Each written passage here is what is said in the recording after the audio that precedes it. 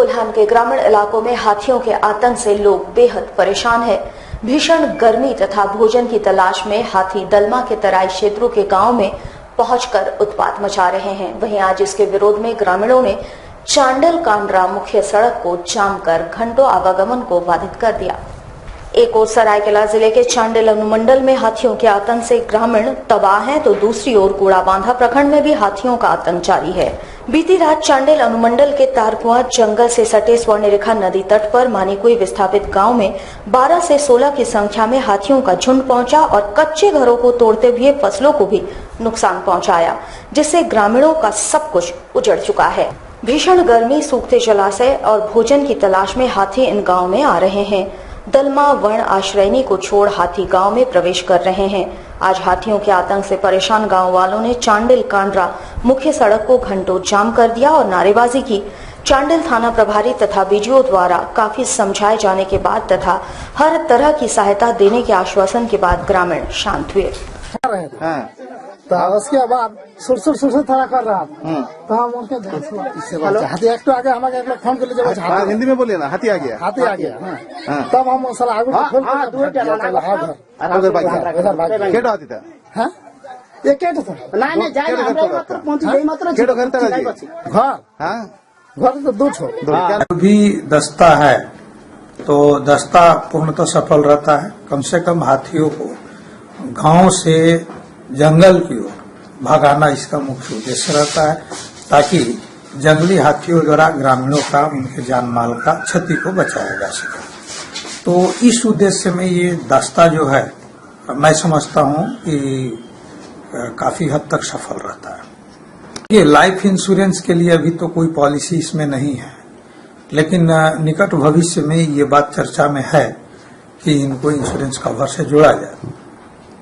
ये करीब 2012 से ये योजना लागू है। अभी पहले ये प्रोजेक्ट एलिफेंट करके चलता था। प्रोजेक्ट एलिफेंट के बाद अब पुनः इसमें कुछ मॉडिफिकेशन अगले साल से होने वाला है, लेकिन वह मॉडिफिकेशन क्या हो रहा है इसकी एग्जैक्ट जानकारी अभी तक आई नहीं है। हाँ, मानदेय इनको मिलता है और उसका रेट अलग अलग फिक्स रहता है। जैसे अभी जो इसके पिछले साल का जो रेट है, जो भी 16-17 में है, तो इनको एक दिन के काम का 230 रुपया प्लस फूडिंग का अलग से मिलता है। अगर विभाग फूडिंग दे तो दे, नहीं देता है तो इनको फूडिंग का 60 रुपये मिलता है। जमशेदपुर के कदमा स्थित केरला पब्लिक स्कूल में सामान्य बच्चे और बीपीएल बच्चों में भेदभाव का करतूत स्पष्ट नजर आ रहा है। स्कूल के द्वारा साधारण बच्चों के लिए अलग डायरी और बीपीएल बच्चों के लिए अलग डायरी निर्गत किया गया है। इससे सभी बीपीएल बच्चों के अभिभावकों में रोष देखा जा रहा है। वैसे आपको बता दें कि सभी स्कूलों में ये नियम लागू है, वो अपने क्षेत्र के बीपीएल बच्चों का नामांकन स्कूल में करवाएं और उनकी बेहतर शिक्षा सुनिश्चित करें। लेकिन जमशेदपुर के कदमा स्थित केरला पब्लिक स्कूल में साधारण बच्चे और बीपीएल बच्चों में भेदभाव स्पष्ट नजर आ रहा है। पाठ्य सामग्रियों में भेदभाव दिख रहा है। वहीं स्कूल द्वारा बच्चों के लिए डायरी भी अलग अलग निर्गत की गई है। बच्चों के अभिभावकों की माने तो कक्षा में भी बच्चों को अलग बैठाया जा रहा है।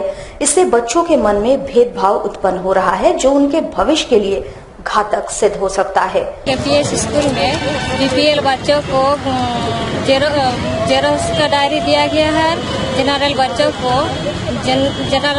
को दूसरा डायरी दिया गया, जिसमें उसमें पैसा लगता है। बीपीएल बच्चों लोग को पैसा नहीं है बोल के जेरोक्स डायरी दिया जा रहा है। बच्चा आज हम लोग 5 साल से स्कूल जा रहा है, कभी ऐसा भेदभाव नहीं हुआ था, लेकिन इस साल बच्चा को जैसे बीपीएल बच्चा, जनरल बच्चा बीपीएल बच्चा को बोल रहा आपका जेरोक्स डायरी आप बीपीएल है। ट्यूशन पढ़ने जाता है, वहाँ पर भी बच्चों को भेदभाव हो रहा है। स्कूल में भी सामने पढ़ता है, उसमें भी बोलता है कि आप बीपीएल है। जैसे बच्चा को भेदभाव किया है, तो इसमें हम लोग का बच्चा आगे चलता है और भी भविष्य में बच्चा को ये आगे चल बच्चा के भविष्य में और भी नियत खराब हो।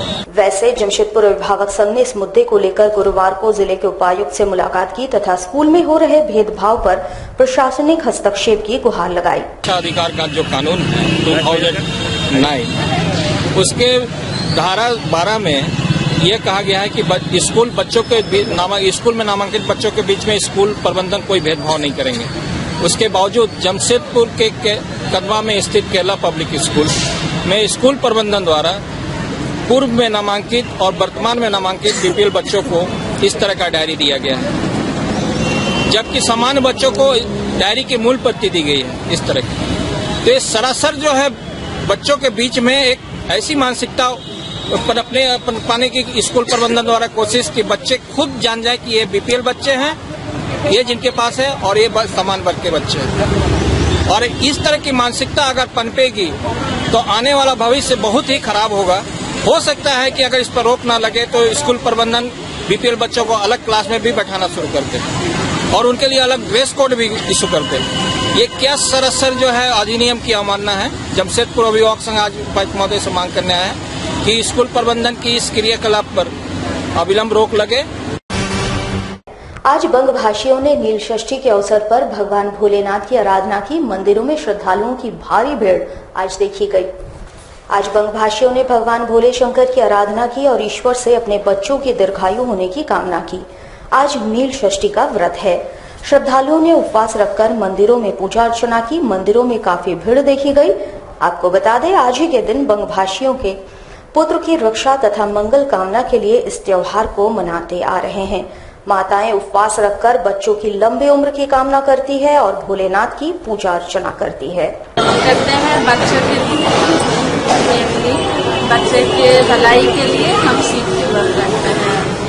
बच्चे का अच्छा हो, बच्चे ठीक ठाक रहे, उसका तबीयत ठीक ठाक रहे, इसलिए नील पूजा है।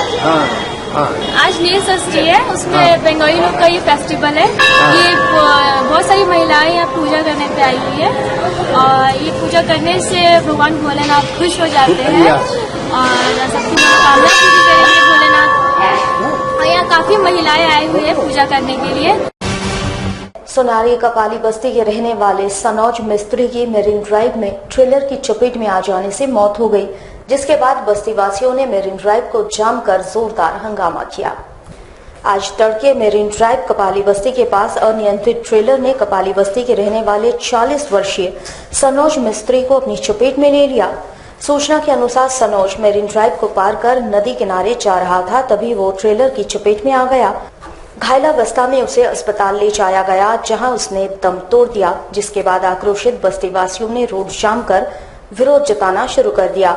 इस दौरान टायर जलाकर आवागमन बाधित कर लोगों ने मुआवजे की मांग की और मेरीन ड्राइव पर आए दिन हो रहे दुर्घटनाओं पर रोष जताते हुए गाड़ियों की रफ्तार कम करने की मांग की। काफी देर तक यहां हंगामा चलता रहा। प्रशासनिक पदाधिकारियों ने प्रदर्शनकारियों को काफी समझाया। देर तक प्रदर्शनकारी अपनी बातों पर अड़े थे। प्रशासन की ओर से तत्काल 10,000 का मुआवजा दिए जाने की घोषणा के बाद प्रदर्शनकारी शांत हुए। 2-3 महीना में एक बार यहाँ एक्सीडेंट होता रहता है कपाली बस्ती में और सरकार से हम लोग 2-3 बार इसके लिए आवेदन किया कि फ्लाईओवर बनाया जाए, लेकिन सरकार कोई सुन नहीं रही है और यहाँ तक कि टिस्को प्रशासन भी इसके बारे में कुछ सोच नहीं रही और आए दिन यहाँ एक्सीडेंट होते रहता है। और कहाँ होते रहता है? कपाली बस्ती मेरीन ड्राइव में। क्या सुबह 5-5:30 बजे मेरीन ड्राइव में कपाली बस्ती के पास एक टेलर वाले ने एक संतोष शर्मा नाम के व्यक्ति को धक्का मार दिया था, जिनको इलाज के लिए एमजीएम ले जाया गया था। इलाज के क्रम में इलाज शुरू नहीं हुआ, उसके पहले उनकी मृत्यु हो गई। उसी के विरोध में ग्रामीण सड़क जाम किए हुए और प्रशासन के तरफ से सहायता के रूप में 10,000 रुपया उनको तत्काल दिया गया। गाड़ी का पता लगाया जा रहा है और आगे की कार्रवाई की जाएगी। जमशेदपुर कोऑपरेटिव कॉलेज के छात्र यूनियन द्वारा देश के प्रधानमंत्री के नाम एक मांग पत्र सौंपा गया, जिसमें प्रत्येक विद्यालय तथा महाविद्यालय में राष्ट्रीय गान और राष्ट्रीय गीत गाने के नियमों को लागू करने की मांग की गई। छात्र संगठन के लोगों का कहना था कि आज के इस युग में युवा पीढ़ी, जो कि खुद देश के भविष्य हैं, वो अपने संस्कृति से दूर भटकते जा रहे हैं। अगर ये अपनी संस्कृति से दूर हो जाएंगे तो धीरे धीरे हमारे भारत देश की संस्कृति ही विलुप्त हो जाएगी। इसे बचाए रखने के लिए जरूरत है कि हम प्रत्येक विद्यालय और महाविद्यालय में पढ़ाई की शुरुआत होने से पूर्व राष्ट्रीय गान और राष्ट्रीय गीत गाएं। इससे संबंधित एक मांग पत्र इनके द्वारा जिले के उपायुक्त के माध्यम से देश के प्रधानमंत्री को भेजा गया। के माध्यम से माननीय प्रधानमंत्री महोदय को ज्ञापन सौंपने आए हैं, क्योंकि आज हमारी देश जितना तेजी से आगे बढ़ रहा है उतने हमारे युवा पीढ़ी पीछे बिछड़ रहे हैं। आज हमारी संस्कृति बहुत ही खतरे में है, क्योंकि कक्षा शुरू होने से पहले सभी विद्यालय तथा महाविद्यालयों में राष्ट्रगान का होना अनिवार्य है, क्योंकि आज जितने हमारे छात्र हैं, छात्र शक्ति, युवा शक्ति, वो हमारे देश का विकास करते हैं, वो हमारे देश का भविष्य है।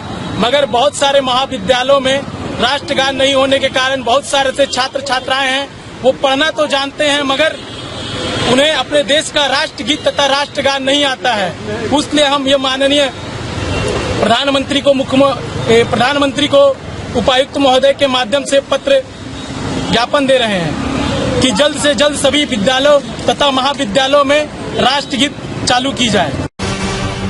झारखंड विकास युवा मोर्चा जमशेदपुर जिला इकाई द्वारा जिले के सरकारी शिक्षकों की पदस्थापना उनके गृह क्षेत्र में करवाने की मांग को लेकर जिला मुख्यालय में जोरदार प्रदर्शन किया। साथ ही साथ जिला शिक्षा पदाधिकारी पर मनमाना रवैया अपनाने का आरोप भी लगाया।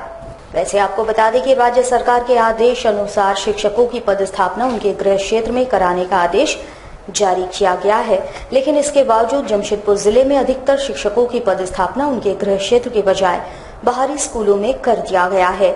झारखंड विकास युवा मोर्चा की जिला इकाई द्वारा इसका प्रतिरोध जताया गया। इस दौरान उन्होंने कहा कि जिला शिक्षा विभाग इस प्रक्रिया में अपना मनमाना रवैया अपना रही है और पार्टी इसके कड़े शब्दों में निंदा करती है और ये मांग करती है कि अविलंब इस पर कार्रवाई कर वापस सभी शिक्षकों की पदस्थापना उनके गृह क्षेत्र में की जाए। आज हम लोग झारखंड विकास युवा मोर्चा की ओर से आए हैं। जिला शिक्षा अधीक्षक बाके बिहारी जी के कारगुजारी का पोल खोलने हम लोग डीसी साहब के पास आए हैं और उनको अवगत कराने आए हैं कि किस तरह जमशेदपुर के सरकारी शिक्षकों का पदस्थापन यहाँ के जिला शिक्षा अधीक्षक महोदय दूसरे जिलों में कर दे रहे हैं, दूसरे प्रखंडों में कर दे रहे हैं। जैसा कि सरकार का स्पष्ट आदेश है नोटिफिकेशन में कि शिक्षक अपनी सेवा अपने होम प्रखंड में देंगे। पूर्व की सरकारों ने भी इसका अक्षरा पालन किया है, लेकिन डीएससी साहब क्या उनको लाभ मिलने जा रहा है कि अपने मनमानी रवैये पे अड़िग हैं। आज हम लोग अपनी मांगों को हम लोग आज पहुंचाने आए हैं। हम लोग 3 दिन का अल्टीमेटम दे रहे हैं। अगर सोमवार तक हमारी मांगों को नहीं सुनवाई किया गया तो हम लोग मंगलवार के दिन जिला शिक्षक अधीक्षक कार्यालय के सामने हम लोग महाधरना करेंगे। आने समय में हम लोग वहाँ महाघिराव करेंगे। कुछ भी करना पड़े, लेकिन जमशेदपुर के सरकारी शिक्षकों का पदस्थापन हम लोग होम प्रखंड में करवा के ही हम लोग अपनी मांग को मनवा के रहेंगे। सड़क सुरक्षा के तहत आज जोगसलई एरिया में सघन वाहन जांच अभियान चलाया गया। इसके तहत वाहनों की जांच की गई तथा वाहन चालकों को सुरक्षा का पाठ पढ़ाया गया। स्वयं मुख्यमंत्री अब वाहन चालकों के लिए सुरक्षा का संदेश दे रहे हैं। इसके तहत शहर में जोर शोर से वाहन जांच अभियान चलाया जा रहा है। आज जोगसलई में वाहन जांच अभियान के तहत हेलमेट, वाहनों के कागजातों को जांचा गया तथा स्पॉट फाइन करते हुए चालकों को नसीहत दी गई। इस दौरान ट्रैफिक पुलिस के आगे किसी की एक न चली, किसी भी तरह की पैरवी को तरजीह नहीं दी गई। लाइसेंस का, हेलमेट का, इंश्योरेंस का, ऑनर बुक, स्टैंडर्ड नंबर जो लिखता है, जो चंपिया नंबर करते हैं उसका, और ट्रिपल रोड का फाइन ऑन द स्पॉट हो रहा है। और ये आगे में जो नंबर प्लेट नहीं लिखा हुआ है, आगे नंबर प्लेट नहीं लिखा हुआ है, उसका भी फाइन होता है। वही फाइन होगा, उसका भी फाइन होगा।